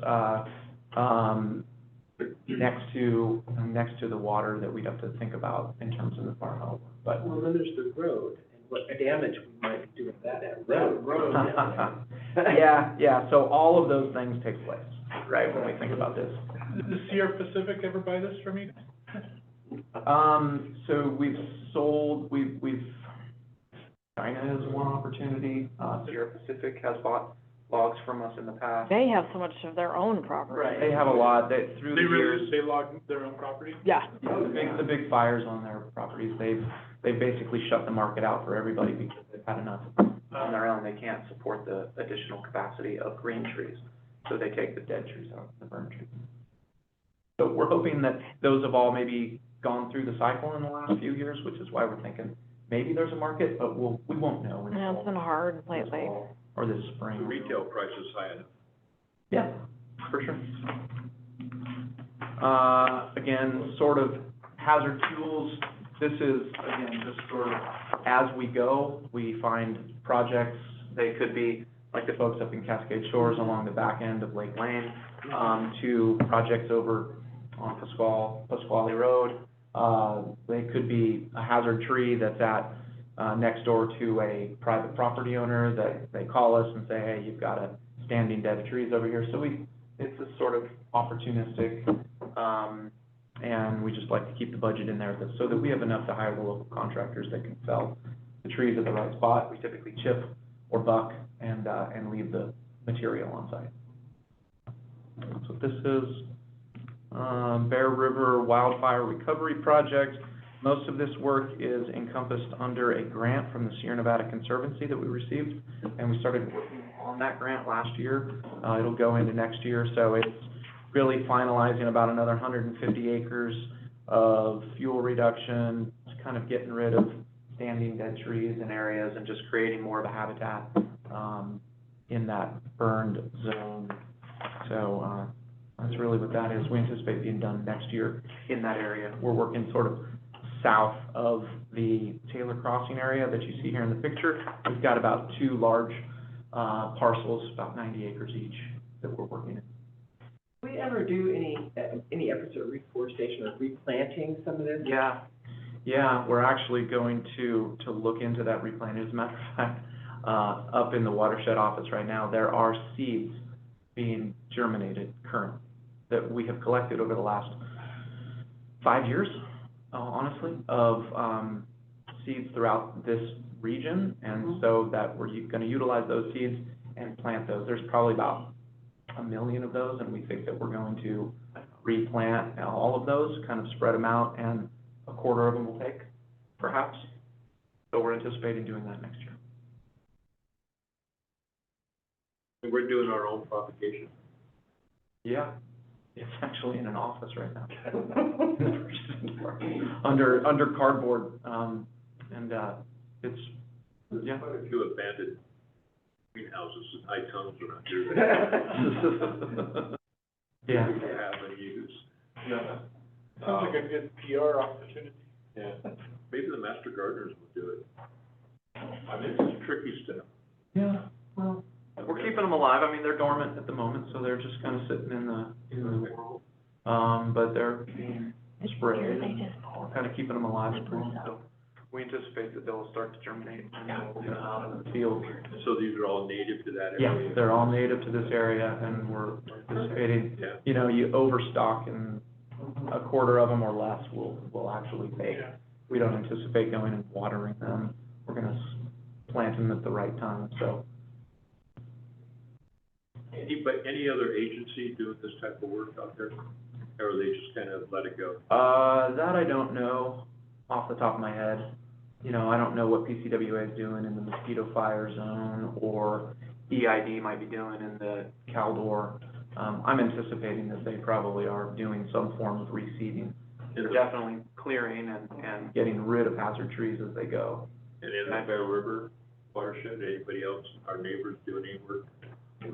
Private properties? Not that I'm aware of. Public? The BLM is the only public land that's in there. I don't know what work is going on there.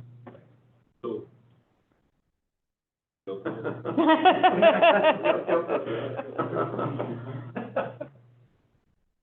Okay, all right. Moving on from this one, Upper Yuba Forest Restoration Project. This is a grant that we received this year, in June. We got the word from the Sierra Nevada Conservancy, and this is to masticate, treat, and remove about 400 acres of land outside of the whole upper division area, mostly around Jackson Meadows. There's a beautiful meadow that's been encroached, it's called Shotgun Meadow, between Jackson Meadows and Bowman, that we're anticipating going in and utilizing. So there's about 400 acres up there, kind of the north slope of where it goes down on the Milton Reservoir as well. So we're gonna clear and remove and chip and masticate quite a few acres in there. This is just a forestry restoration project. Big machines out. Other questions? No. Nope, if you need someone to do some scouting, let me know. You wanna go mark some trees? Well, deer season's over. Yeah. Fair. So I have a question overall. Each one of these has basis for priority to provide water security, increase water supply, and safeguard our source watersheds. I agree with all that. Do we have a way to measure the increased water supply? English Meadow Restoration Project, reforestation. So anecdotally, yes, as we look and we understand over the years, the English Meadow Restoration Project, we have a gauge up there, and so we've been monitoring the flow of water that's coming down that riverbed, the Middle Yuba, above Jackson Meadows for about 4 years. Anecdotally, some of the work that we've done, and I'll mention that in the English Meadow Restoration Project, we've seen water table rise already on some of the work that we've done just in the last 2 months. We've seen project work done in the campgrounds at Scotts Flat, and we've removed, a handful of trees over the last number of years, and we've seen springs coming out and water flowing down the road that we've never seen before. So from just a observing point of view, yes, there are studies that are being conducted more at the educational sort of higher learning facility. So UC Merced, there's a professor named Roger Bales who's been doing a lot of work on forest health, forest restoration, and the increased water supply that you get by removing those trees, right? We've removed, in an area, in some areas, there's 1,000 trees. We've whittled it down to 300 trees per acre. And we're gonna see more water. Just anecdotally, those straws are not in the ground. Yeah. You're theoretically gonna see more water from your watersheds as they develop.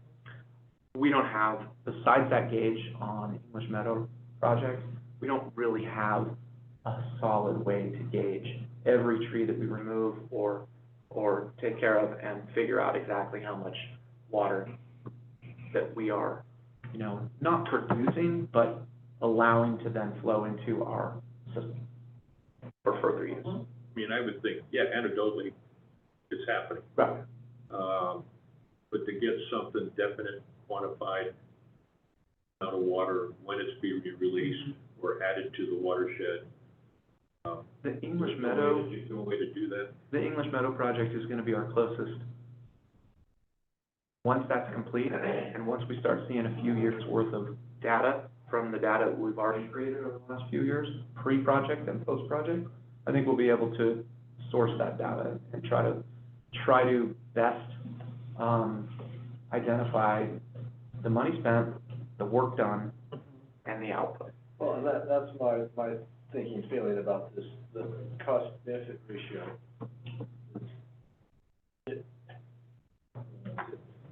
We weren't receiving grant money to do this, then we would be sitting here going, all right, what is the acre benefit? The U.S. Forest Service did a study. I think some of it also depends on the actual location. Oh, yeah, for sure. Location you're at, what the terrain is, the topography, the type of trees that are on the ground. I mean, I think there's entities, the Forest Service, academic, there's a lot of people trying to study this now and trying to come up with a specific quantifiable measurement. We know that it does fluctuate depending on where you are. English Meadow, we have data, we're gonna have post data, so that's gonna be our most concrete evidence, I think, as concrete as it's gonna get. But I do think we can look towards, studies that the Forest Service have done, the academics have done, and know that there is a relationship between removing the trees, creating healthy watersheds, and its effect on long-term reliable source watershed health and water flow. So there are studies out there. I just don't have them off the top of my head, but I don't think we look at these projects currently in terms of, if we do this, we will gain 40,000 extra acre feet by spending this much money in these acres. I think that's still far away. How much, without seeing a map, they already described where the 400 acres is, the forestry, reforestation project, how much of that is connected to the English Meadow runoff? This is all kind of the Milton area, so, That's what yeah, I wish I had a map on this one. The Jackson Meadows, we've got a handful of acres around the campgrounds in Jackson Meadows and just outside. Milton is below Jackson Meadows, so that's still the middle Yuba. So we've got some work going on there. And then, it's Shotgun Meadow, I believe, is just sort of outside. That's more in the Canyon Creek watershed. So that's above Bowman, kind of northeast of Bowman a little bit. And so that's more in the Canyon Creek watershed zone. So they're kind of spaced apart a little bit, but it is within that broader context of that checkerboard of private lands, SPI, public lands, Forest Service. It talks back to the application that you guys supported this morning, or, earlier today, about the grant application of a much broader 2,000 acres of watershed work up there on Forest Service land. So they're all connected. We had to talk to Sierra Nevada Conservancy a little bit more on this one, because they didn't want to just do a 400 acres in the middle of a 70,000 acre watershed and say, like, okay, here's 500 grand and do your small little postage stamp part. We showed them that over the course of the last 15, 20 years, all of this other activity has been going on. SPI has been doing a lot of work up there. Forest Service has been doing work. NID has been doing work. And so we've showed them over the last 10, 20 years, all of the watershed health projects that have been going on, and this is just a subset, just filling in some pieces. Well, I know that Circle has a project, is it Norden? Is it? They are doing a meadow project. I feel like that is the name of it. Van Norden. Well, Van Norden. Van Norden's the south, Right, south fork, south. right, but I guess the point of that is that they are undertaking, I don't know if they've figured it out yet or not, but that same thing is to measure the water output from the work that they do. And they've got some fine folks on the ground trying to measure that, and come up with some numbers. So this is also a very interesting, good project. Yeah, hopefully in the future, you know, we're gonna see all of these different projects, and those who have made the effort to monitor and define from pre-project to post-project, we can start piecing these together and really think about our specific watershed, what that means to do watershed health projects within our very specific 70,000 acres of South Yuba, Middle Yuba, Deer Creek watersheds. Yeah, Van Norden was a dam that PG&E had water rights to, they transferred it. Yep. I think it's Spalding. And the dam just kind of, Eutrophied. yeah. And so There's a long history of Van Norden. It is, there's a long history. Yeah. Financial history of Van Norden. Yeah. And recreation doesn't have any projects that are coming forward. I didn't see them in any of this stuff. Yeah. They're good, I guess, that's. Yeah. And the last one here is just continuance and finalization of the English Meadow restoration project. This is to finalize this out. We've done a really good job this year. Our crews and contractors have just accelerated, and so, they're gonna be done with all the in-stream riparian work we anticipate this year, meaning in the next month. Then, next year's gonna be a lot of the forestry work around the meadow. That yellow tree is beautiful. I'm good about that. It's a great picture. Yeah. I'm impressed with SPI doing, I knew they did watershed work, but, for you to mention, Yeah. I mean, they're doing quite a bit. They are. Aren't they the largest landowner in California? I think you're right. Pretty much. So they have big impact. Oh, cogen. We were at the Fire Safe Council meeting, talking about possibility of a cogen. No, nothing's moved on that. Yeah. They didn't have one. No, the county doesn't have one. How about the burner? The incinerator? Yeah. That was the thing. Same thing. Well, yeah, the idea there was, well, that thing already costs about over $250,000, number one. Number two, you need to find a place where you can put it that's gonna have enough material to supply it and keep it burning. And then you gotta have enough power to take, enough power line to take whatever power is generated and continue it out into the system of PG&E's distribution system. And we talked about the Taylor Crossing area, but it's kind of out of the way. It's all a balance of the supply and how you get that power out of there, and who owns it, who maintains it. So all the pieces of the puzzle didn't quite. A lot of pieces. They haven't died. The puzzle's not dead yet. I mean, it's just a matter of. Yeah, it's just a matter of who's gonna take care of it. Thank you. Thank you. Thank you. Good stuff. All right, general manager's report. I'll keep it brief since we have a lengthy closed session. Staff did a wonderful cleanup at the Bear River yesterday. That was part of Circle's annual river cleanup effort. So we always get a staff team to go, and we had, 36 staff members this time? Yeah, that's about right. And so they spend about an hour and a half removing trash from around the Bear River at Dog Bar Road and Taylor Crossing this year. And then, Greg, I was wondering if you could just give a brief overview of your new infrastructure library. Yes. Well, it's gonna get rolled Yeah. out in the general manager's report. It's kinda cool. It's a new So, online yeah, it's tool. coming in. I saw that. Yeah. It's online, it's already there. Yeah, it's a new online Yeah, tool, I've checked so it people out. can check out our Very cool. infrastructure. So click on that, it's on the website, www.nidwater.com. And, there is a link to, it's called the Infrastructure Library. And, I'm gonna give Susan all the credit on this one. She really went through and created an amazing, so everything that we've seen here today in the capital improvement is within this infrastructure library. We talk about reservoirs, we talk about dams, we talk about hydroelectric facilities, we talk about water treatment plants, we talk about recreation. And so it really gives an in-depth overview of some of the hurdles and needs of the district long-term.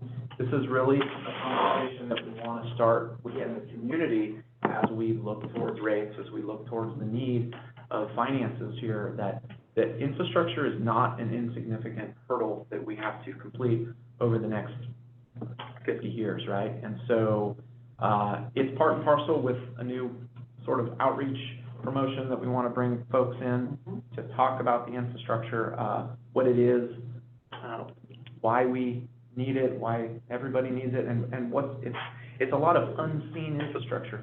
People don't, yeah, there she is. There's Susan. It's a lot of unseen infrastructure that we just, if you don't see it, if you don't see a 30-foot water spout happening in your backyard, that's a good thing, right? You don't want to see our infrastructure necessarily, but yet it's critical to our whole community. And we don't think, Susan can speak to that, we don't think that enough people are in touch. And so that's why that was the purpose of the infrastructure library. So it's great. How much did we accumulate total today? We got to spend on it. Yeah. I mean, Right. All out of sight, out of mind, and makes it, the whole district work. And so that's the communications push that Susan and our consultant are working on right now, and getting that information out there, getting the word that this is, these are the things that we have to spend money on. It could be, it could be a relay system on top of Bowman Reservoir, all the way to all the way to these high dollar infrastructure items that cause major disruptions throughout it. Well, I took a look at it, I saw it pop up. It's only been on, a couple of weeks, maybe, yeah. And I went, well, look at this, I looked at it, I thought it was excellent. And it really, matches, when we go out into the community and do these, road shows, as we call them. One of our big messages that we're trying to drive home is our infrastructure, the expense of it, how, preparing people for rate increases. And we actually just, both Karen and I, when we do it, we talk about rate increases. Look at this, the only way to keep this flowing is to pay for it, and the only way to pay for it is with rate increase. And what I've been getting, and I think Karen can speak for herself, but is people go, I get it. Oh my gosh. Yeah, okay, I get it. We need a rate increase to pay for this. So it's really an important piece, I think. So thank you for doing that. Thank you, Susan. I like the maps. It's such a big, system, the maps really help. Okay. And then the only other thing I wanted to touch on is NID is sponsoring the Farm Bureau Harvest Hoedown, and we have some available seats at our table. So if anybody wants to go, I know Trevor, you're out of town. It's October 21st. It's in the evening, 5:30. Where is it? Mount Pleasant. Oh, Mount Pleasant. Yeah, down by Doug's house. You stop at Doug's house for an hors d'oeuvre, go to the Have a hoedown. glass of You can wine. stay at my house, I won't I be may there. want to go. Where you you don't have to Uber or anything, you just stay at, I may just want crawl. to do that. Okay. Again, what was the date, the 21st? October 21st, so if you want to go, just let me know offline and we'll get you hooked up. Okay, great. So, and a table is how much? I don't recall. Was that much? Wasn't that much. At 8 seats? 800. 8 seats. The fundraiser? Yeah. Yeah, the yearly fundraiser. For Placer County? Yeah, good one. Okay. And they plan it every year that I'm gone, the same weekend that I'm gone. Must be an anniversary or something. Birthday. No, I wish it was. Just couldn't get out of it again. All right, that's all we have. All right. any comment, or no, board of directors? Trevor? Well, the two of us, went to the joint Farm Bureau meeting, out by Lake Pines on ag and food safety. That was actually super interesting. FBI agent and a gentleman from, Central Intelligence Committee, yeah, for California. and it's a real organization made up of, basically retired law enforcement. Yeah, it was really cool. They'll come to your facility, or even if you have a large-scale operation, come in and look at, your threat, I don't know what they would call it. They assess Yeah, they do the threat assessment and figure out where you're susceptible. They look into, pesticides. That's what the FBI agent, he was like, weapons of mass destruction guy, so jams and pesticides and those sorts of things. Very interesting. So, That happened once, I really wanted to go to it. it was really good. Poorly attended, but very Poorly attended. Really? Yeah, which is all. But it was a joint? The joint one, there was maybe 15 people there. That is Really? too Yeah. bad. No, it's sad. Yeah, it was. NID got 70 people. Yeah, it was oddly, poorly, attended. And then I presented at the Lincoln Rural MAC on hydro challenges. So thank you, Kian, for doing all the legwork, and I took all the glory. And then you mentioned the Farm Bureau Harvest Hoedown. I won't be able to make it, but please attend. It is their yearly fundraiser. And,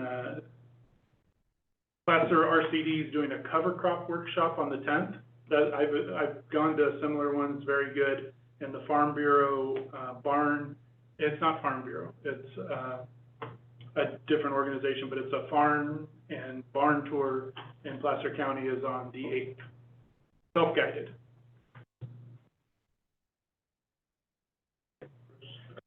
Yeah, so I attended the Northern County Farm Bureau meeting on the 6th. We had a very robust discussion about Plan for Water and the elements of that. I thought it was very productive.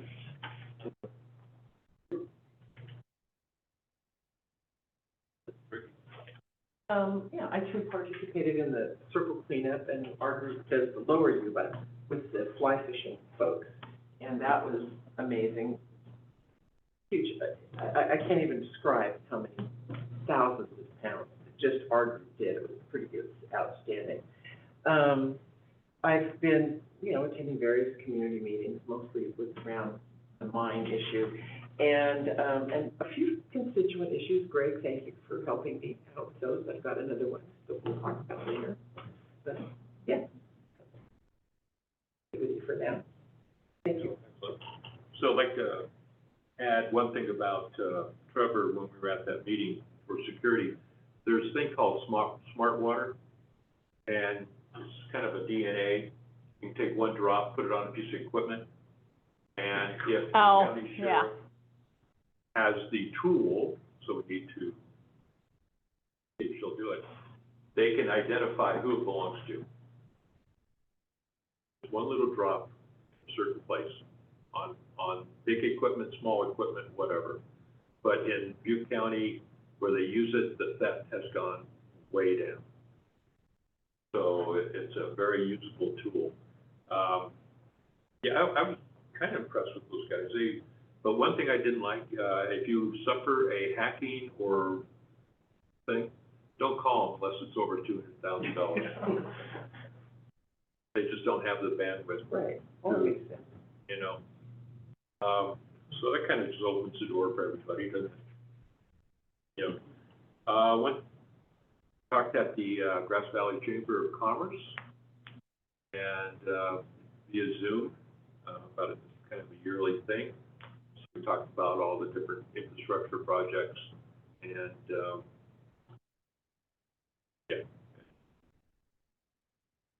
there. I actually quite well attended. Yeah. So Farm Bureau, Plan for Water, Farm Bureau is understanding, I think, that the Plan for Water is coming into some critical stages.